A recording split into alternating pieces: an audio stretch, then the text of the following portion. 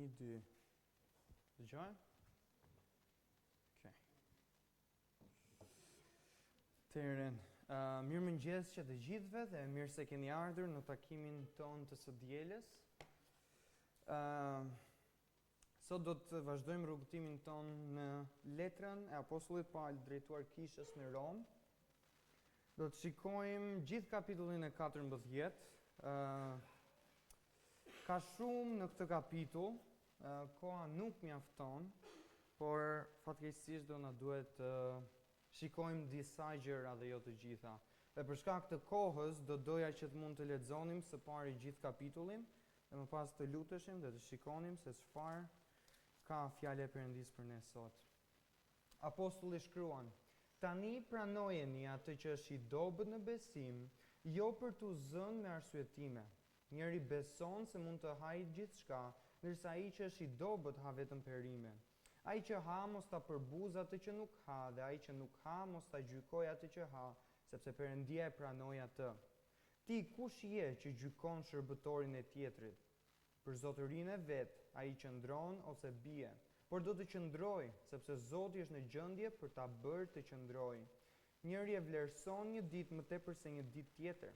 Tjetri e vlerëson çdo ditë një lloj, secili të jetë plotësisht i sigurt në mendjen e vet. Ai që i kushton vëmendje ditës, për Zotin i kushton vëmendje. Dhe ai që ha, për Zotin ha, sepse falenderon Perëndin, edhe ai që nuk ha, për Zotin nuk ha dhe falenderon Perëndin. Se asnjë nga ne nuk jeton për vetveten, dhe asnjë nuk vdes për vetveten, sepse edhe po të jetojmë, për Zotin jetojmë, dhe po të vdesim, për Zotin vdesim. Pra, edhe po të jetojmë, edhe po të vdesim, të Zotit jemi. Se për këtë Krishti vdiq dhe erdhi sërish në jetë, që të zotërojë edhe mbi të vdekur edhe mbi të gjallë. Tani ti, pse e gjykon vëllain tënd, apo edhe ti tjetri, pse e përbuz vëllain tënd? Sepse të gjithë do të qëndrojnë para fronit të gjykimit të Perëndisë, sepse është shkruar: "Për jetën time, thot Zoti, që mua do të më përkulet çdo gjuhë, dhe çdo gjuhë do t'i bëj rrefimin Perëndisë." Rrjedhimisht pra, secili nga ne do t'jap llogari Perëndisë për veten e vet. Prandaj, të mos gjykojmë më njëri tjetrin, por gjykoni këtë më tepër, që të mos i vihet pengesë vëllait apo shkandull. Unë e di dhe jam i bindur në Zotin Jezus se asgjë nuk është e ndyrë në vetvete, por se për ata që llogarit diçka që është e ndytë, për të është e ndytë. Nëse për shkak të ushqimit vëllai yt trishtohet, ti nuk po ecën më sipas dashurisë. Mos e shkatro me anë të ushqimit tënd atë për hir të cilit Krishti vdiq. Prandaj mos të përflitet e mira juaj, se mbretëria e Perëndisë nuk është ngrënie dhe pirje, por drejtësi dhe paqe dhe gëzim në frymën e shenjtë. Se ai që i shërben Krishtit në këtë gjë është i pëlqyeshëm prej Perëndisë dhe i aprovuar prej njerëzve. Rrjedhimisht pra, le të ndjekim ato gjëra që janë të paqes dhe të ndërtimit të njëri tjetrit. Mos e prish punën e Perëndisë për shkak të ushqimit. Vërtet të gjitha janë të pastra, por është keq për njeriu që ha duke i vënë pengesë tjetrit. Mirë është që të mos hash mish dhe të mos pish verë dhe të mos bësh asgjë tjetër në të cilën vëllai yt pengohet apo shkandullohet apo dobësohet. Besimin që ti ke kije për veten tënde përpara Perëndisë. Lum ai që nuk gjykon vetveten në çfarë aprovon, por ai që dyshon, po të hajë është i dënuar, sepse të ngrënit e tij nuk është prej besimit, dhe gjithçka që nuk është prej besimit është mëkat. Le të lutemi. O Perëndi i dashur, të falenderojmë për fjalën tënde, faleminderit që mund të kemi kopjen e fjalës sate në gjuhën tonë. Faleminderit që ke lejuar që të mund të shikojmë thesaret e saj. Faleminderit që e ke bërë veten të njohur nëpërmjet fjalës sate. Faleminderit për letrën e çmuar të Romakëve. Faleminderit që kemi parë ekspozimin e Ungjillit, se çfarë do të thotë të qenurit në Krishtin, dhe më pas tani se si ta vëmë në aplikim. Zot, lutem për këtë mesazh nga fjala jote, për atë që do të shohim. Zot, lutem që të mos hyjë nga një vesh dhe të dalë në veshin tjetër, por të lutem që të mund të qëndrojë në zemrën tonë. Të lutem fjala jote premton që nuk ka për të kthyer boshe, Dhe Zoti lutem bëj punën tënde në zemrën e gjithë secilit prej nesh. Dhe të jetë fjala jote dhe ungjilli yt një aromë jete për ata që do të vinë në shpëtim dhe një aromë vdekjeje për ata që nuk kanë për të parë shpëtim, por zemërimin tënd për jetë. Zot, të lutem për gjithë secilin që është këtu sot. Zot, të lutem që të kenë shpëtim në zemrat e tyre për ata që nuk të njohin ty, dhe për ata që të njohin si nxitje nëpërmjet këtij pasazhit, që të jemi bërës dhe jo vetëm dëgjues të fjalës sate. Në emrin e çmuar të Zotit dhe shpëtimtarit ton Jezus, unë lutem. Amen.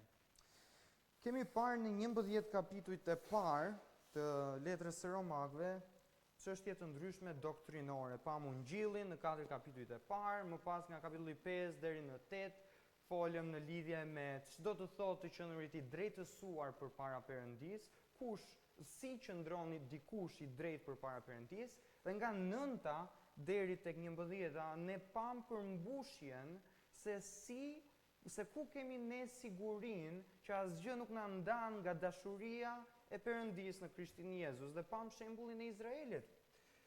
Dhe më pas kemi hyrë në këto 3 kapituj, nga 12 deri në 14 deri tani, ku kemi parë palin që na vë gjërat në praktik. Në kapitullin e 12 ne pam 2 aspekte. Pam të vënurit në praktik me njëri tjetrin, pra se si sillemi ne me besimtarët, dhe në fund filluam të shikonim të atij kapitulli se si është marrëdhënia jonë me botën, pra me njerëzit që nuk njohin Krishtin. Duaj armikun tënd u mbyll, bëj tjetrit atë që do doje të bëni vetes. Këto thot Zoti Jezus dhe këto tregon edhe pali në fund të 12-s. Ndërkohë në kapitullin e 13 të Romakëve, javën e kaluar, ne pam lidhjen e besimtarit me botën. Ishte në aspektin e qeverisjes, për ata që janë në pushtet, se si ne duhet të sillemi me ata që Perëndia ka lejuar të jenë mbi ne. Ndërsa sot në kapitullin e 14 rikthehemi në marrëdhënien e besimtarit me besimtarin. Pam shumë gjëra në këtë kapitull teksa e lexuam, pam për ushqim, pam për pije, pam për duaje këtë, bëj atë, shumë gjëra që mund të duken pak konfuze, mbaj këtë ditë, bëj këtë, por duhet të shikojmë çfarë po flitet. Në kohën tonë dhe jo vetëm që nga koha e apostullit Paul, nëse e shikojmë, ne shohim lirit e një besimtari. Perëndia na tregon në fjalën e tij që ne, kur i përkasim Krishtit, jemi të lirë, nuk jemi më nën ligjin, nën dhjatën e vjetër. Disa njerëz, grupime të ndryshme kanë marrë pjesë nga dhjata e vjetër dhe për shkak të ndërgjegjes së tyre, për shkak të eksperiencës së të shkuarës, përpara se Krishti t'i shpëtonte, i vendosin si ligje. Disa mbase thonë nuk duhet të pish alkool sepse është mëkat, ose mbase të bësh një tatuazh, ose në lidhje me disa ushqime, për shembull deri ose gjë tjetër, nuk lejohet kjo gjë, ose mbase për muzikë. Këto muzika kanë këtë lloj mesazhi, jo këtë, jo këtë, jo atë, jo atë. Dhe disa persona i vënë këto si rregulla, jo pjesë të shkrimit, dhe ndërgjegja e njerëzve të ndryshëm rëndohet dhe mendon se kjo është prej shkrimit. E çfarë po na thot Pali këtu? Mesazhi i gjithë është që hiri dhe dashuria duhet të tregojmë ndaj njëri tjetrit. I maturuari me të doptin dhe kundërta, pra një i maturuar të mos tregoj përbuzje, por hir dhe dashuri ndaj atij që është më i dobët në besim, dhe i dopti të mos tregoj gjykim ndaj të maturuarit, por hir dhe dashuri. Jemi duke hyrë në kapitullin 14 në këtë territorin e lirive të krishtera. Dhe parimi që do të shohim, siç e përmenda, është të mos gjykojmë ose të shohim me përbuzje vendimin e ndërgjegjes të vëllait. Për aq kohë sa që nuk është në mëkat, ne mund të flasim me njëri tjetrin, të diskutojmë se pse e qysh tek ti ke këtë mendim dhe të nxisim njëri tjetrin prej fjalës së Perëndis, por kur të mos gjykojmë dhe të shohim njëri tjetrin me përbuzje. Në kapitullin tonë ne kemi 2 ndarje të mëdha. Nga vargu 1 i parë deri në 12 ne shohim Palin duke folur se si duhet të jemi tolerant deri në një farë pike me njëri tjetrin, dhe më pas nga vargu i 13 deri në 16 se si ne duhet të ndërtojmë njëri tjetrin. Dhe shikojmë pak vargun e parë deri tek i 4. Ne shohim në këto 4 vargje, thot i pari, tani pranojeni atë që është i dobët në besim, jo për të zënë me arsyetime. Pranoje të dobtin në besim dhe mos e gjyko. Jo ti sillesh, shiko pak këtu, shiko ç'a bën ky ka frikë të bëj këtë gjë, ka këtë frikë të bëj këtë gjë. Mos e bëj këtë gjë, thot fjala e Perëndisë, sepse ti nuk e di pse ka marrë atë vendim ai në zemrën e tij. Te Psalmi 1, psalmisti na thot, mos u ul me tallsin. Jo vetëm ta bësh këtë gjë me botën, por mos e bëj as me vëllain ose motrën tënde. Por gjithashtu do të bëj një sqarim në lidhje me gjykimin, sepse shumë e keq interpretojnë ose e keq përdorin këtë term. Disa e përdorin si licencë që unë mund të bëj çfarë të dua dhe ti nuk ke të drejtë për të më gjykuar, sepse ti je i krishterë. Madje na përmendin edhe një varg nga Bibla, përmendin Mateun kapitullin e 7, vetë fjalët e Zotit Jezus, i cili thot, mos gjykoni që të mos gjykoheni, se me atë gjykim që gjykoni do të gjykoheni, dhe me atë mas që matni do t'ju matet juve. E pse shet ciflën që është në syrin e vëllait tënd, ndërsa trarin në syrin tënd nuk e vëren? Ose si do t'i thuash vëllait tënd, më lër ta nxjerr ciflën prej syrit tënd dhe ja trari është në syrin tënd? Shumë e përdorin këtë pasazh dhe na thon, shikon, ti nuk mund të më gjykosh mua, jam në rregull unë të bëj këtë gjë. Por harrojnë çfarë Zoti Jezus vazhdon në vargun e 5 dhe thot, hipokrit, nxirr së pari trarin prej syrit tënd, dhe atëherë do të shohësh qartë për të nxjerrë ciflën prej syrit të vëllait tënd. Zoti Jezus thot, merru me veten tënde, pastaj shko dhe thuaj vëllait tënd atë që është gabim. Madje te Mateu 18, Zoti Jezus na tregon se si duhet ballafaqohemi me njëri tjetrin, duke vajtur së pari vëllait tek e tek, duke i folur dhe i thënë, vëllai i dashur ose motër e dashur, nuk je duke ecur në bindje ndaj shkrimit. Qofse ai nuk dëgjon, merr 2 ose 3 dëshmitar të tjerë dhe bëj përsëri të njëjtën gjë. Qofse ata nuk dëgjojnë përsëri, sille para kishës, dhe nëse nuk dëgjojnë përsëri, nxirri jashtë dhe jepi në dorë Satanit, thot Bibla, derisa të vinë në vete, ose mbase kur nuk ishin pjesë e bashkësisë. Ndërkohë në vargun e 2 tani te kapitulli 14, Pali na jep këtë shembullin, njëri beson se mund të hajë gjithçka, ndërsa ai që është i dobët ha vetëm perime. Duhet të kuptojmë pak kohën që ndodheshin. Në vargun e 2 na jep një shembull që është i kuptueshëm me kohën, që mishi në atë kohë ofrohej idhujve ose Cezarit, ose për popullin e Izraelit nuk lejohej të hajë mishi i derit dhe i disa kafshëve të tjera. Dhe Pali po i thot, njëri beson mund të hajë gjithçka, ndërsa ai që është i dobët ha vetëm perime. Na jep shembullin e 2 personave, njëri nuk e ka problemin, tjetri e ka. Për paganët, për ata që vinin nga një traditë pagane, jo hebreje, problemi i tyre kishte potencialin të ishte që ky mish që shitej në treg ju ofrua Dianës ose Zeusit ose Jupiterit, ju ofrua një perëndie, ishte problemi i tyre, në këtë tempull, dhe më pas çfarë prifti nuk hëngri, e nxori të shitej në market, aty ku shitej mishi. Ndërkohë për hebreun, problemi ishte që për në dhjatën e vjetër ne na ka thënë Perëndia mos ham këtë. Por Perëndia në dhjatën e re si pjesë e beslidhjes së re e ka deklaruar që të gjitha ushqimet janë të pastra, nuk ka problem. Por përsëri Pali vazhdon dhe thot, ai që ha, mos ta përbuz atë që nuk ha, dhe ai që nuk ha, mos ta gjykoj atë që ha, sepse Perëndia e pranoi atë. Në vargun e 3 ne shohim që ai bën thirrje, mos gjyko ti që nuk ha, po pse po ha ky? Perëndia na ka thënë kështu ne. Pse ha ky ushqimin që i ofrohet idhujve? Ndërkohë tjetri ti thot, as ti tjetri mos e shiko me përbuzje. Po ky pse nuk ha, nuk ka problem. Fjala e Perëndis na ka thënë që gjithçka është e pastër tani. Mos u merr me këtë gjë, sepse Perëndia, shikoni sa e rëndësishme, e pranoi atë. Perëndia i ka pranuar ata pavarësisht vendimit të ndërgjegjes, përderisa kjo nuk është kundër shkrimit. Në vargun e 4 tashmë ne shohim që Perëndia është ai që llogarit veprimet përpara vetes. Pra, ti kush je që gjykon shërbëtorin e tjetrit? Për zotërinë e vet ai qëndron ose bie, por do të qëndrojë sepse Zoti është në gjendje për ta bërë që të qëndrojë.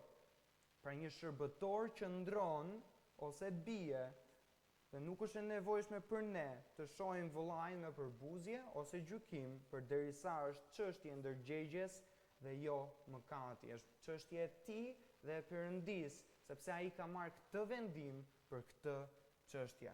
Tek 1 Korintasit kapitulli 4, vargjet 4 deri në 5, apostulli Paul shkruan, thot 4:5. Se nuk jam i vetëdijshëm për asgjë kundër vetësime, megjithëse nuk jam i përligjur për shkak të kësaj, por ai që më heton është Zoti, kështu që mos gjykoni diçka para kohe, derisa të vijë Zoti, i cili edhe do të nxjerrë në dritë të fshetat e errësirës dhe do të shfaqë qëllimet e zemrave, dhe atëherë lavdërimi do t'i vijë secilit nga Perëndia. Perëndia është ai që së shpejti do të nxjerrë në dritë gjithçka, dhe motivi ka për të dalë në dritë se pse filani ose fisteku ka marrë këtë vendim. Pse ka vendosur të mos bëj këtë gjë, ose pse ka vendosur të bëj këtë gjë. Pse ka këtë qëndrim? Do ta marrim vesh një ditë. Në vargun e 5 tani, Pali na përdor këtë shembullin e ditëve. Ditët janë të ndryshme, mund të jetë për hebrejt dita e Shabatit, ndërkohë për paganët festa të ndryshme që paganët kishin. Dhe Pali gjithashtu flet te Kolosianët dhe Galantasit në lidhje me këtë gjë, që të mos bëheni pre të riteve të kota. Zoti Jezus erdhi. Tashmë, sipas veprave 15, këshilli i kishës në Jeruzalem, nuk jemi më në dhjetën e vjetër. Edhe Shabati ose ditë të ndryshme nuk është më e nevojshme për ne që t'i mbajmë. Çdo ditë është e njëjtë që Perëndia ka krijuar. Fjala e Perëndis tek Veprat 15 na tregon që jemi të lirë. Çdo gjë që bëjmë, thot vargu i 5, njëri që vlerëson një ditë i gjashti, ai që i kushton vëmendje ditës, pse e kushton kësaj? Për Zotin. I kushton vëmendje. Dhe ai që ha, pse ha këtë gjë, sepse nuk e ha për Zotin, sepse falenderon Perëndin, edhe ai që nuk ha për Zotin dhe nuk ha dhe falenderon Perëndin. Secili, mbyllet vargu i 5, të jetë plotësisht i sigurt në mendjen e vet. Pra ti që merr këtë vendim, i plotësisht i bindur që e ke marrë këtë vendim dhe dije si mund të argumentosh për çështje shumë të dashur që ne shohim në shkrim, që nuk urdhërohen ose ndalohen nga shkrimi, besimtari duhet të veprojë sipas ndërgjegjes përpara Perëndis. Ndërgjegja është mjet i dhënë prej Perëndis që vepron si një alarm në qoftë se shkelim qëndrime morale që kemi. Në qoftë se shkelim ndërgjegjen, do ta shohim në fund të kapitullit 14, është mëkat. Ndërgjegja jonë, edhe pse nuk është e përsosur ose e misinformuar sa ç'duhet, një besimtar nuk duhet ta trajtojë ndërgjegjen e tij si të pagabueshme ose ta injorojë, por duhet që vazhdimisht ndërgjegjen e tij ta nënshtrojë para fjalës së Perëndis, autoritetit ton suprem, duke lejuar që shkrimi, pra fjala e Perëndis, të informoj, të korrektsoj dhe të maturoj bindjet tona. Ne, si besimtar, duhet të jemi të përulur, duhet të jemi besnik dhe të mësueshëm. Këto duhet të jenë karakteristika të gjithë secilit prej nesh, që jemi besnik ndaj shkrimit, jemi të mësueshëm, pra mësojmë prej saj dhe kur na thot dikush tjetër, dhe të përulur. Ndërkohë në vargjet 6 deri në 9 ne shohim diçka që përsëritet her pas here, që ne i përkasim Perëndis, gjithçka e bëjmë duhet të jetë me falënderim për të. Dhe vargu i 6, siç e lexuam, ai që i kushton vëmendje ditës, për Zotin i kushton vëmendje, ai që ha, për Zotin ha, sepse falënderon Perëndin, edhe ai që nuk ha, për Zotin nuk ha dhe falënderon Perëndin. Qoftë observimi ose kushtimi vëmendjes së një dite, qoftë ngrënia e ushqimeve të caktuara, duhet bërë gjithçka me falënderim ndaj Perëndis. Gjithçka e bëjmë për të. Kjo duhet jetë motivi i zemrës për gjithë secilin. Nëse ti vendos të observosh një ditë, ose të hash një ushqim, ose të mos e hash, nuk ka fare problem nëse e bën, por motivi duhet të jetë nderi dhe lavdia e Perëndis. Ai që nuk e bën këtë, pra nuk e observon për Zotin ose nuk e ha për Perëndin, nuk e merr atë gjë si falënderim. Tek veprat 27:35 ne kemi shembullin e palit që jep falënderim Perëndis për ushqimin që ka siguruar.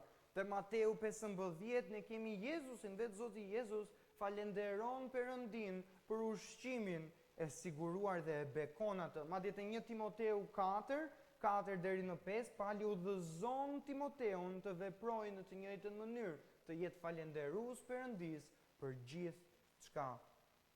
Vargu i 7 thotë se asnjë nga ne nuk jeton për vetveten dhe asnjë nuk vdes për vetveten.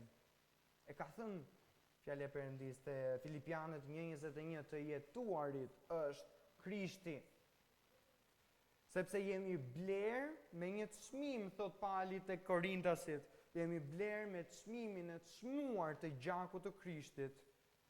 Tek Filipianët e thasht, jeta joni përket Krishtit.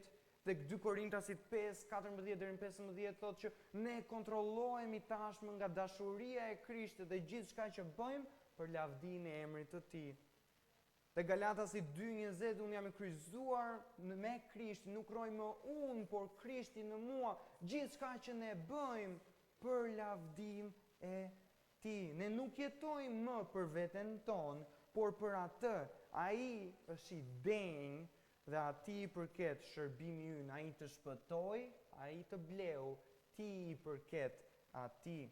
Te 2 Korintasit madje, kapitulli 5 vargu 8, Pali tregon që preferon të jetë me Perëndin se sa të vazhdoj të jetoj. Preferoj të jem në shtëpi, thot, me Zotin, se sa të vazhdoj këtu, por për hir, për shkakun tuaj, unë duhet vazhdoj shërbimin tim këtu, thot te Filipianët. Dhe vargu i 8 tani thot, edhe po të jetojmë, për Zotin jetojmë, edhe po të vdesim, për Zotin vdesim. Pra edhe po të jetojmë dhe po të vdesim, të Zotit jemi. Atij i përkasim, qofse jetojmë, qofse vdesim, jemi me të.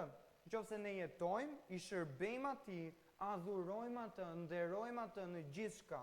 Në qofse vdesim, ne jemi me të në shtëpi përgjithmonë. Nuk ka lajm të keq për dikë që beson në Jezusin, sepse po jetoj, do të vazhdoj të jetë duke njohur Perëndin e Tij. Po vdiq, përsëri do jetë me Perëndin e Tij, thjesht do ta njoh në plotësinë e Tij, do të jetë me të përgjithmonë. Teksa jetojmë, Pali thotë Korintasit 10:31, çdo gjë që bëni, bëjeni për lavdinë e Tij, sepse të Tijët ne jemi. Vargu i 9 na thotë se për këtë Krishti vdiq dhe erdhi sërish në jetë, që të zotërojë dhe mbi të vdekur dhe mbi të gjallë. Tek Mateu 28:18 Jezusi na thotë që atij është dhënë çdo pushtet në qiell dhe në tokë. Atij është dhënë gjithë autoriteti. Do me thënë, nëpërmjet kësaj vdekje dhe kësaj ringjallje, ai është Zoti i të gjallit dhe të vdekurit. Sepse i vdekuri është në prezencën e Tij, të jetuarit është Krishti, të vdekurit është fitim. Me të, me Jezusin si Zotin ton, ne jemi shërbëtor të Tij, të blerë me një çmim të çmuar. Ndërkohë te Filipianët dhe tek zbulesa ne shohim që Jezusi është Zot i zotërve dhe mbret i mbretërve. Nuk ka asnjë të ngjashëm me të. Madje ne kënduam tek vargjet e këngës që thoshte o çfarë lavdie që djeg si zjarri, o çfarë fuqie që të vdekurit ngre, s'ka emër tjetër që dot nuk mposhtet, vetëm një Zot i shenjtë. Ai është Zoti i Zotëve. Askush nuk është i krahasueshëm me të. Merr tërë besimet e botës, nga Islami te budizmi, asnjëri s'krahasohet me të. Bali u përpoq të krahasojë, nuk arriti dot as Bali të krahasojë me Zotin Jezus. Dhe po ky Jezus është ai që do të gjykojë të gjallin dhe të vdekurin atë ditë që shumë shpejt po afron. Te vargu joni 10, ne shohim që në pjesën e parë ai adresohet atij që nuk ha, dhe në pjesën e dytë atij që ha, thot tani ti pse gjykon vëllain tënd, pra ai që nuk ha, apo dhe ti tjetri pse e përbuz vëllain tënd. Është një krahasim i shkurtër i përngjashëm me vargun e tretë. Se te vargu i tretë na thotë që Perëndia e bën të qëndrojë, ndërkohë tani na thotë që Perëndia, ne do të qëndrojmë para fronit të Tij, para gjykimit të Perëndisë. Është interesante si mbyllet vjeta, se të gjithë do të qëndrojmë para fronit të gjykimit të Perëndisë. Te Korintasit, Pali na përmend që ne do të qëndrojmë para fronit të Krishtit. Jezusi është Perëndia vetë. Shumë e thjeshtë për t'u parë. Madje tjetër në pasazhi Isaias, për jetën time, thot Zoti, që mua do të më përkulet çdo gjuhë dhe çdo gjuhë do të bëj rrëfim të Perëndisë. Mos i duket pak e njohur ky pasazh? Vjen nga Filipianët, nga kapitulli 2, kur thotë që çdo gjuhë do të përkulet dhe çdo gjuhë do të rrëfej që Jezusi është Zot. Me këtë pasazh nga Isaia, ne shohim që Jezusi është Perëndia, është ai që ka për të gjykuar gjithë secilin prej nesh. Dhe shiko pak sigurinë që kjo gjë ka për të ndodhur. Thot, për jetën time, thot Zoti, ose rroj unë. Nuk ka për të vdekur ai, është e sigurt që kjo gjë ka për të ndodhur. Zotit Jezus ne kemi për t'i dhënë llogari për gjithçka. 1 Pjetri 4, kapitulli 4, vargu i 15, Apostulli Pjetër shkruan: një mend mos të vuaj askush nga ju, si vrasës apo vjedhës, apo keqbërës, apo si një që ndërhyn në punët e të tjerëve, por nëse vuan si i krishterë, mos të ketë turp, por të lavdoj Perëndin, 17, sepse është koha që të fillojë gjykimi nga shtëpia e Perëndisë, dhe nëse fillon së pari, nga ne, cilët do të jetë fundi atyre që nuk i binden në ungjillit të Perëndisë. Më pas tek Hebrejt, kapitulli 4, vargu 13. Po. Autori shkruan: dhe nuk ka krijesë të padukshme përpara Tij, por të gjitha gjërat janë lakuriq dhe të hapura në sytë e Tij, të cilit ne do t'i japim llogari. Gjithçka është ekspozuar përpara Perëndisë, asgjë nuk është e fshehur prej Tij. Para darkës së Zotit, gjithmonë sa herë ne marrim, Fjala e Perëndisë na inkurajon që sa herë e marrim të ekzaminojmë veten tonë, nëse jemi në mëkat, ne duke ecur në mëkat, të pendohemi dhe të kthehemi tek ai, por nëse nuk pendohemi, të mos e marrim, sepse gjykim sjellim mbi veten tonë. E di që edhe emri yt, ose ti vetë je në Bibël, je personazh i Biblës, te Zbulesa 20, tek vargu 12, shikoni si thot: dhe pash të vdekurit dhe të mëdhenjt dhe të vegjëlit duke qëndruar përpara fronit, dhe u hapën libra, dhe një tjetër libër u hap, i cili është libri i jetës, dhe të vdekurit u gjykuan për atyre gjërave që janë shkruar në ata libra, sipas veprave të tyre. Këtu je dhe ti, edhe unë, do të qëndrojmë, jemi këtu atë ditë, të vdekur ose të gjallë, të vegjël ose të mëdhenj, do të qëndrojmë para fronit të Zotit Jezus në gjykim. Por është diçka shumë e rëndësishme këtu për t'u qartësuar, për atë që beson në Jezusin dhe atë që nuk beson. Për atë që nuk beson, ai gjykohet dhe zemërimi i Perëndisë ka për të rënë mbi të. Madje do të gjykohesh edhe se ti sot, nëse nuk njeh Jezusin kur t'japësh frym, do të gjykohesh më rënd se një tjetër, se mbasi gjyshi ose stërgjyshi yt që kur nuk e dëgjoi ungjillin, sepse ti e dëgjove edhe e refuzove, ngurcove zemrën tënde. Akoma më shumë do të jetë gjykimi për atë që refuzon Krishtin. Zemërimi i Perëndisë do të jetë akoma dhe më i madh mbi të. Ndërkohë për atë që beson në Zotin Jezus, është ndryshe gjykimi i tij. 1 Korintasit kapitulli i 3, vargjet 11 deri në 15, Pali shkruan, sepse asnjë nuk mund të vërë themel tjetër përveç atij që është vënë, që është Jezu Krishti. Tani, nëse dikush ndërton mbi këtë themel, ar, argjend, gur të çmuar, drunj, bar, kasht, puna e secilit do të dalë në pa, se dita do ta bëjë qartë, sepse zbulohet me zjarr dhe zjarri vet do të provoj punën e secilit, se ç'lloj është. Nëse puna e dikujt, ajo që ai ndërtoi sipër do të mbes, ai do të marrë shpërblim. Nëse puna e dikujt do të digjet krejt, ai do të pësoj humbje, ndërsa ai vet do të shpëtohet, por ashtu si përmes zjarrit. Në atë ditë për besimtarin gjykimi nuk do të jetë në lidhje me besimin, sepse Perëndia aty të ka shpëtuar, ai do të kalojë përmes zjarrit, por do të bëhet gjykimi për shpërblim, në qoftë se ti kohën tënde të shtegtimit këtu në tokë e përdore siç duhet apo jo, e përdore për nderin dhe për lavdinë e Perëndis apo jo. Në qoftë se punët e tua, ari, argjendi, këto kalojnë përmes zjarrit, nuk digjen. Ndërkohë druri, kashta nuk e kalojnë zjarrin dhe digjen. Por ti vetë do të vazhdosh. Pra ky është gjykimi, ndryshimi i gjykimeve. Besimtari për shpërblime, jo besimtari merr zemërimin e Perëndis.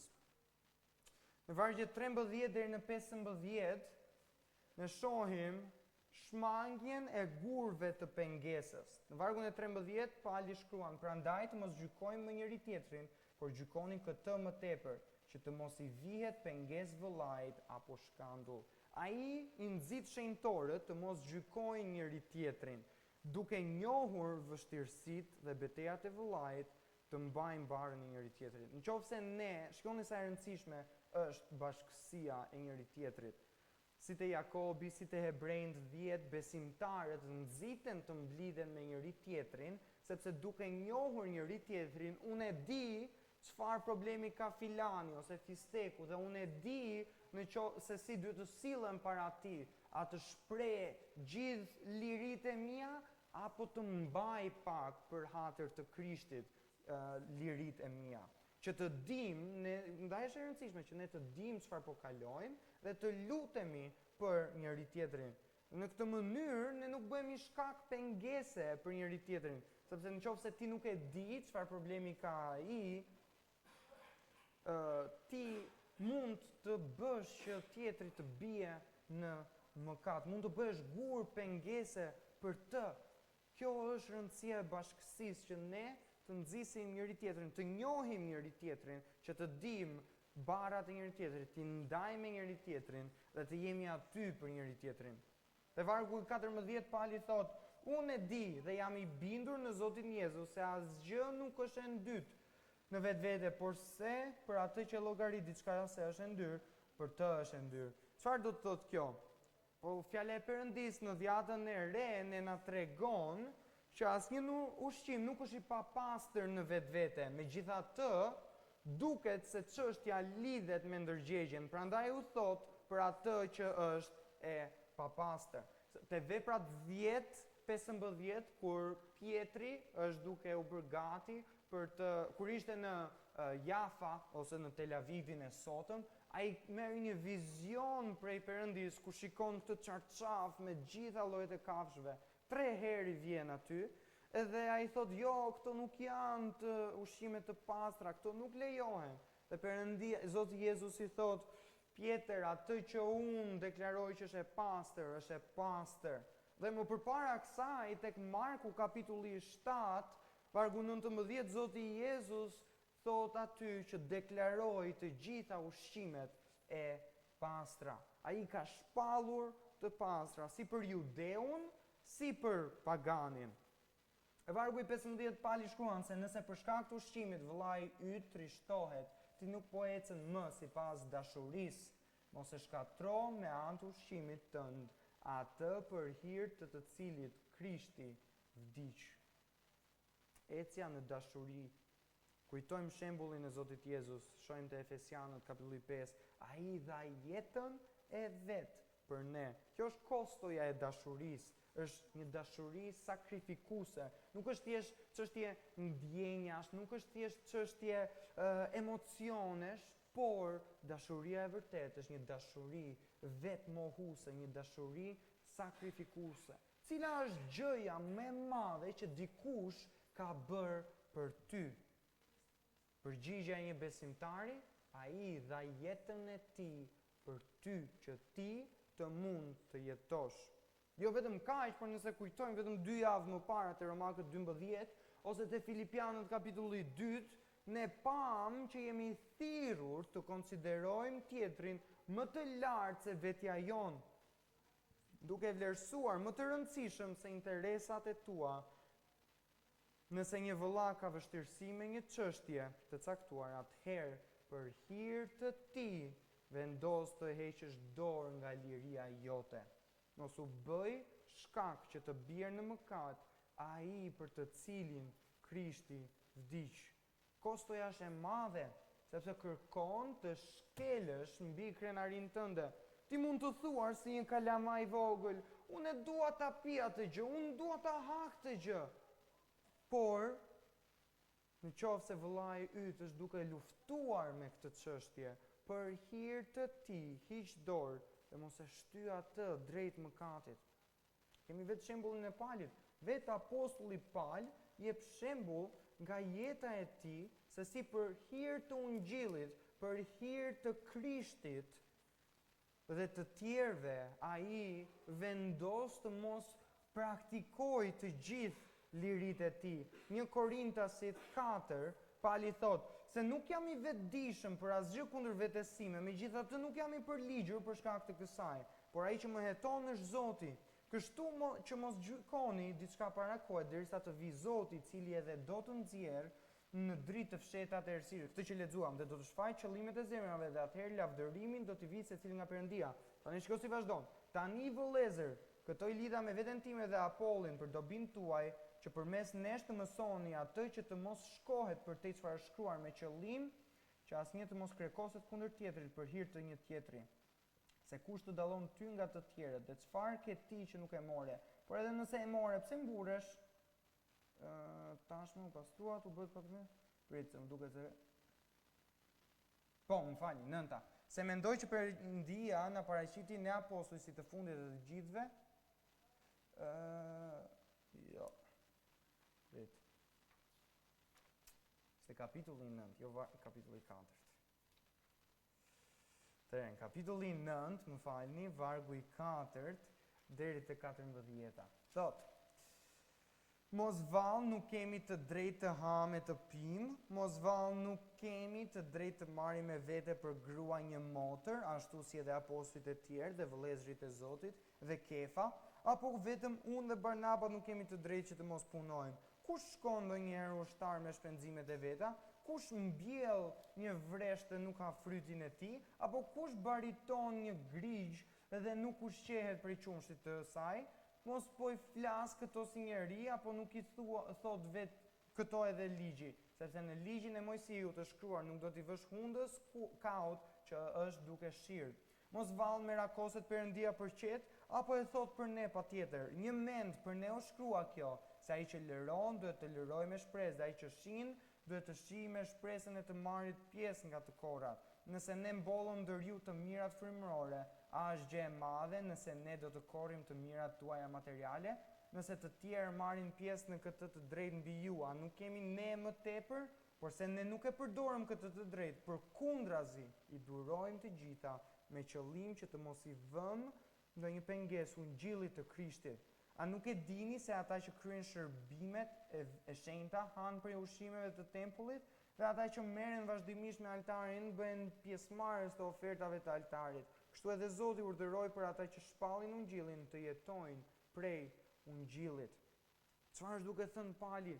Edhe pse kishte të drejta dhe liri si apostull, ai ishte i gatshëm të kufizonte ato për hir të vëllezërve dhe për të mos penguar avancimin e ungjillin, dhe të marrim edhe ne shembull prej tij, të konsiderojmë tjetrin më të lartë se vetja jonë, të njohim vëllain dhe motrën tonë, duke ditur ku është dobësia e tij dhe të mos e çojmë në mëkat.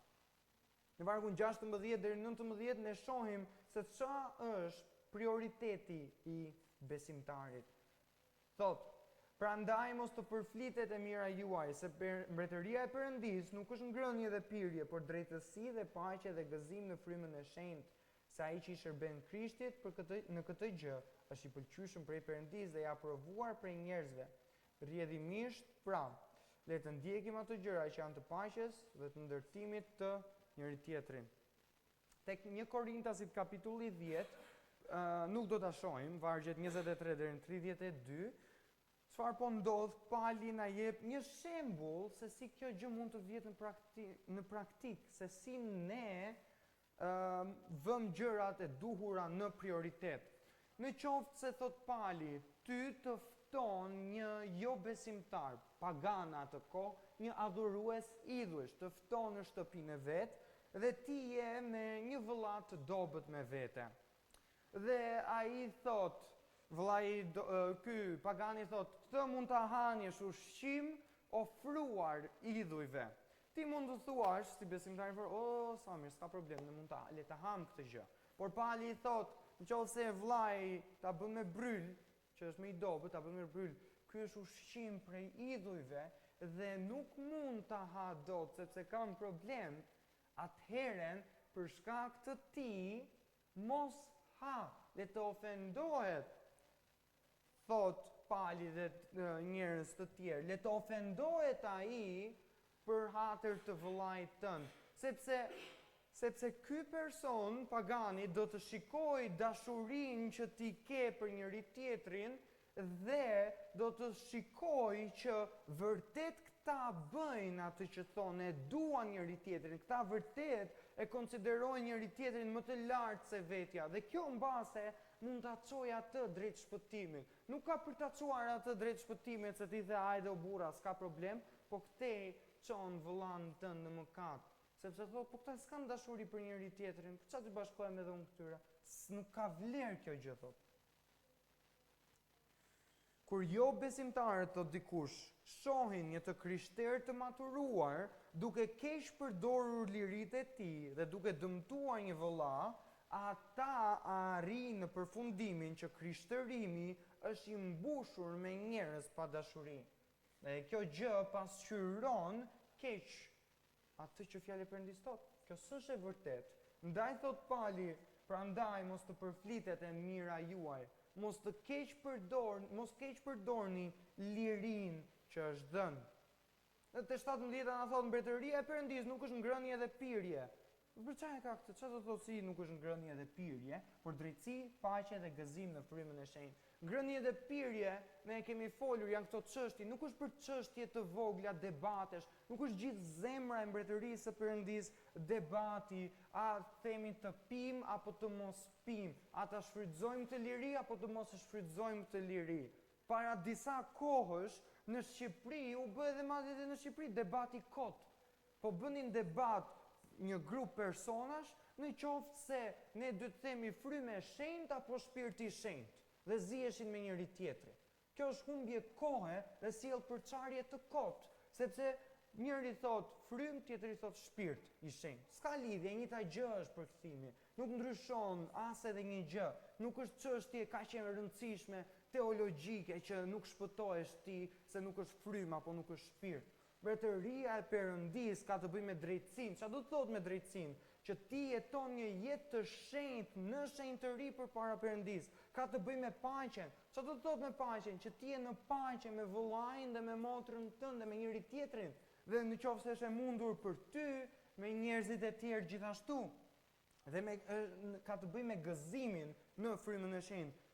Kur jemi në paqe, kur ecim në shenjtëri, natyrshëm kemi gëzim, gëzimi vjen.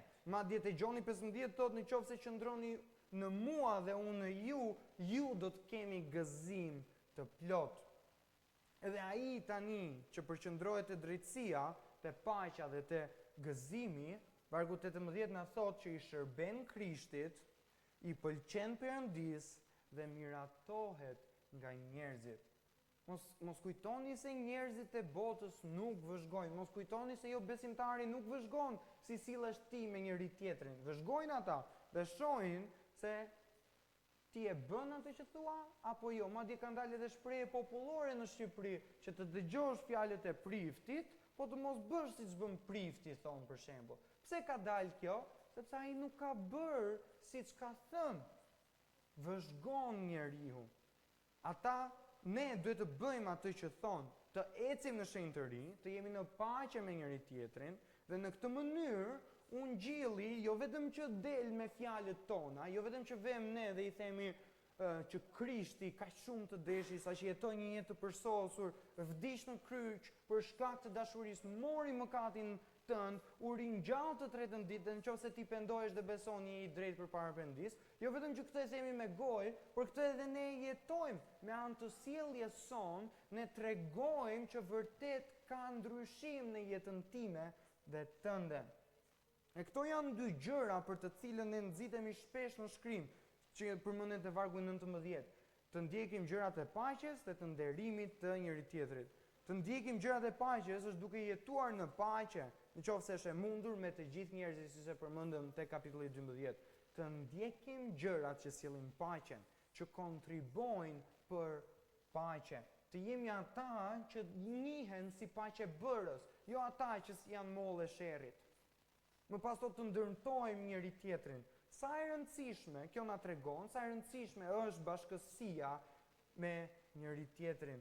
Marrëdhënia mes besimtarëve është si një marrëdhënie, thot në fjalët e urta, hekuri mpre hekurin. Nuk është kisha ti i shtrir aty në lëndin, shikon yjet dhe kjo është kisha, ose nuk është kish që ti shikon online dhe kjo është kisha. Kush po të shikon ty si jeton? Kush po të thot shumë i dashur X ose Y, nuk po ecën sipas fjalës së Perëndis. Ti fillon dhe mendon, unë jam në rregull, po të mos kesh dikë. Edhe fëmijën, po ta lësh ti, po të mos ketë prindër ai fillon dhe rritet si të doj.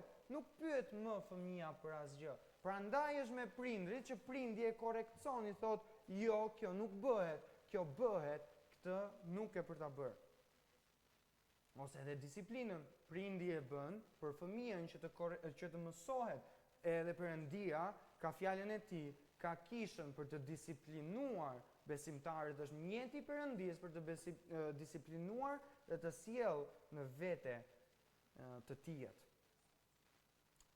Aty vim pranë njëri tjetrit, ndajmë barrat me njëri tjetrit dhe nuk vëm një fasad duke qeshur në rrugë. Ndodh shpesh në Shqipëri kur dikush që nuk pëlqen domethënë e din që nuk pëlqen njëri tjetri, takojnë në rrugë edhe të thuash ti kur i shikon, këta e duan njëri tjetrin, këta njihen, sa vite. Ata në mendje thonë, ku më doli ky para. Ndërkohë me llafe dhe me fytyrë janë të qeshur, si kalon nga shtëpia kështu. Edhe të dy e dinë këtë gjë, të dy e bëjnë këtë gjë. Por për besimtarën nuk duhet të jetë kjo gjë. Ne e dim çfarë problemi ke ti e di çfarë problemi kam unë, dhe ne vim me njëri tjetrin, ballafaqohemi dhe në këtë mënyrë nderojmë Perëndin. Hekuri mpre hekurin. Vargjet 20 deri në 23 ne shohim se çdo të thotë të jetuarit me besim. Tek 1 Korintasit 3 e Efesianët 2 vargu 10 ne shohim që besimtarët janë vepra e Perëndis. Dhe duke ju referuar gjërave që janë të pastra, te vargu 20, që thotë mos e prish punën e Perëndis për shkak të ushqimit, vërtet të gjitha janë të pastra, do të thotë që nuk janë gjërat moralisht të këqija, por nëse atij vëllai i cënohet ndërgjegja, atëherën mos e prish punën e Perëndis për shkak të këtij ushqimi. Mos u bëj gur pengese për njëri tjetrin. Shikoni shembullin e palit, e pam tek kapitulli 9. Tër ato liri, pse nuk mundej pali, tha, të ushqesha unë me çfarë të dua, pse nuk mundem unë si apostujt e tjerë, ose Pietri, ose Jakobi dhe Juda të martohem, pse nuk mundem unë, edhe unë mundem të bëj këto gjëra. Por për shkak të disa gjërave, për shkak të vëllezërve, për shkak të avancimit të ungjillit, unë kam vendosur të mos i bëj këto gjëra. Ose te Korintas 8, Pali na tregon që unë jam bërë gjithçka për të gjithë njerëzit. Kur jam me judejnë, sillem si jude. Pse? Që të mund të jem një dëshmi për ta tek Ungjilli. Kur jam me paganët, sillem si tillë, jo duke më katuar, për sqarim. Dhe që ata të mund të vinë te Krishti, për të tjerët, si të tjerët, pa më katuar, që ata të mund të vinë tek Krishti. Pali ishte gati të hiqte dorë për hir të vëllezërve dhe motrave. Po ti, a je gati të bësh të njëjtën gjë, që të shkelësh mbi krenarin tënde? A je gati të heqësh dorë, si s'na thot vargu 21, për hir të dashurisë, sepse edhe Krishti vdiq për të. Mirë është, thot vargu 21, që të mos hash mish, mos pish verë, dhe të mos bësh asgjë tjetër në të cilin vëllai yt pengohet, apo shkandullohet, apo dobësohet. Mirë është të bësh këtë gjë, të mos jesh gur pengese, po të jesh një nxitje, shtys për tjetrin, për te Krishti, të jemi pasqyrë që ai kur shikon ty, ti ta drejtosh dritën direkt tek kryqi i Krishtit, tek Zoti Jezus. Ai thot, hiri im është i mjaftueshëm për ty.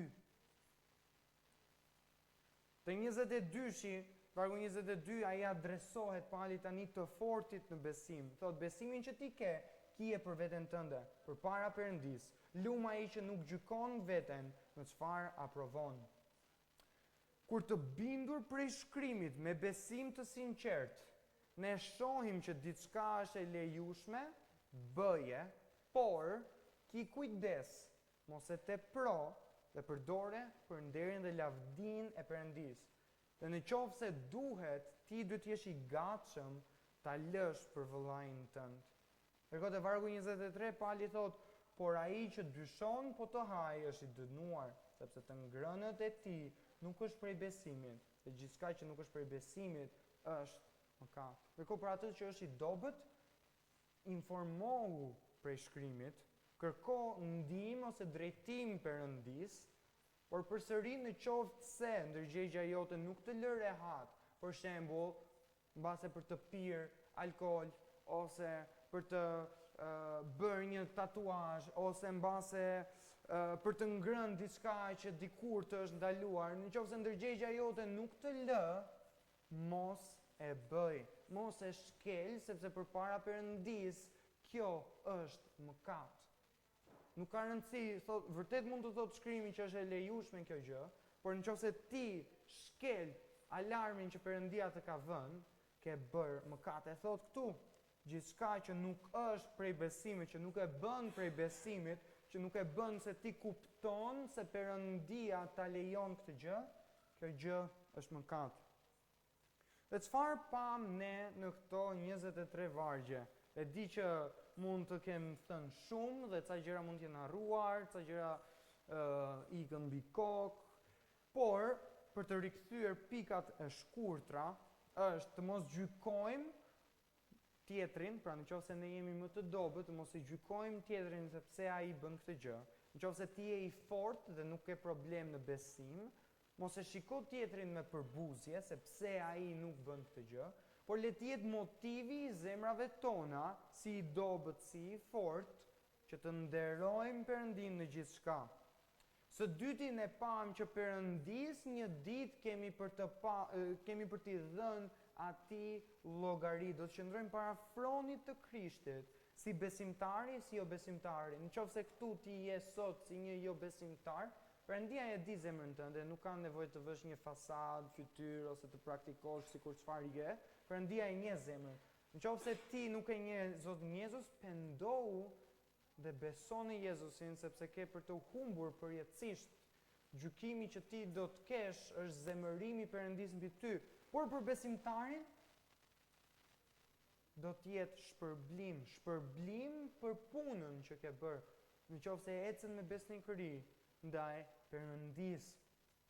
Ndërkohë tjetra ne pam që të mos jemi një gur pengese, por prioriteti ynë të jetë drejtësia, paqja dhe gëzimi me njëri tjetrin dhe ndaj të tjerëve. dhe e fundit ishte të jetuarit në besim. Dhe çfarë është nxitja? Ajo që kemi parë nga Romakët 12:10, thjesht është vënia në praktik e të konsideruarit të tjetrit më të rëndësishëm se vetja, tregimi i dashurisë së vërtetë. Le të lutemi. O Perëndi i dashur, faleminderit për fjalën tënde të çmuar. Zot, faleminderit për këto 23 vargje që vërtet kanë shumë brenda tyre, dhe vërtet duan secili varg do kohën e vet për t'u shpjeguar. Do mbase një ditë, edhe një ditë nuk mjafton. Është shumë e thellë, e çmuar dhe mrekullueshme fjala jote, si një minë me ar që ne vetëm me lopat, vetëm majën kemi prekur. Zot, të lutem që zemrat tona të mos të imbushen edhe të thonë, o, s'mora vesh asnjë gjë, por të lutem o Zot për atë gjithë secilin prej nesh ti e di dobësinë tonë, të lutem që të mbajmë mend ato gjëra që na duhen, që të mund të rritemi dhe të bëhemi më shumë si Krishti. Zot, lutem që me njëri tjetrin, që të mund të mprehim njëri tjetrin si hekurin prej hekurin, të jemi aty të mbajmë barrën e njëri tjetrin. Zot, lutem që të mos jemi gur pengese, por të jemi të gatshëm që të mohojmë veten dhe të ndjekim ty të gjithë së bashku. Zot, lutem për ata që janë këtu që nuk të njohin ty.